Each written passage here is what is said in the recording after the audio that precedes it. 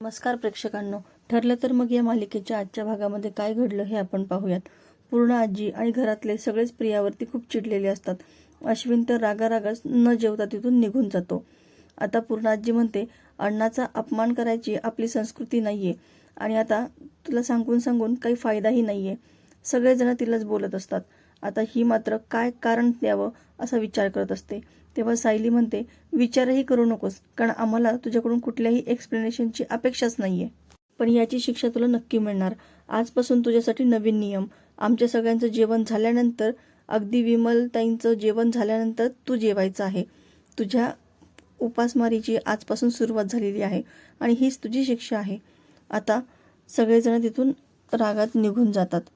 आता इकडे नागराज घराबाहेर पडत असतो आणि सुमनची काळजी न घेता तो आताही बाहेर पडतोय. हे पाहून प्रतिमा आणि रविराज दोघांनाही त्याच्या वागण्याचा जरा संशयच येतो. नागराजला प्रश्न पडतो की सुमनचं लोकेशन कसं काय ट्रेस झालं. आता याची माहिती काढायसाठी तो प्रियाला कॉल करतो. प्रिया अशीही जागीच असते, कारण तिला झोपच येत नसते, कारण तिला भूक लागलेली असते. आता नागराज तिला सांगतो की काही गोष्टींची खबरबात काढायची आहे, उद्या मला काही करून भेटायला ये. आणि प्रियाला त्याला नाही सुद्धा म्हणता येत नाही. आता प्रिया विचार करते, घरात कोणी नाही तोपर्यंत काहीतरी खाऊन घेते आणि ती फ्रीज उचकायला लागते. तितक्यात कल्पना तिथे येते आणि ती पाणी बॉटल घ्यायची म्हणून तिथून निघून जाते.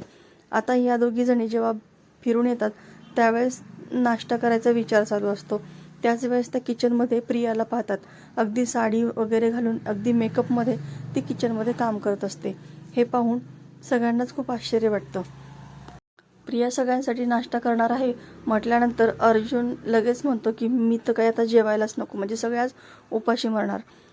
आता सगळेजण प्रियाला टोचून बोलत असतात. म्हणून प्रिया म्हणते, काहीतरी मी प्रयत्न करते ना करण्याचा, मग मला करू देत ना. आता नागराज तिला वारंवार कॉल करत असतो, मात्र ती फोन कट करत असते.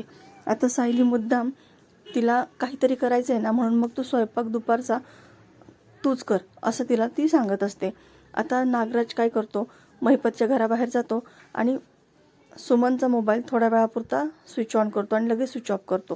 आता इकडे अश्विन जेव्हा प्रियाला किचनमध्ये या वेशामध्ये पाहतो तेव्हा तो तिच्यावरती खूपच चिडतो. पुन्हा काहीतरी नाटक आहे आणि मला काहीच खायचं नाही आहे असं म्हणून तो तिथून निघून जातो. सुमनचा मोबाईल ऑन झाला होता हे लगेच इन्स्पेक्टर सावंत अर्जुनला सांगतात आणि अर्जुन लगेच चैतन्यला या सगळ्याची खबरबात काढायला सांगतो.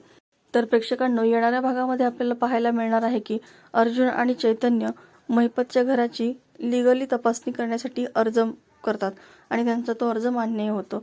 आणि आता हे सगळेजण आतमध्ये जाऊन त्याच्या घराची झडती घेतात.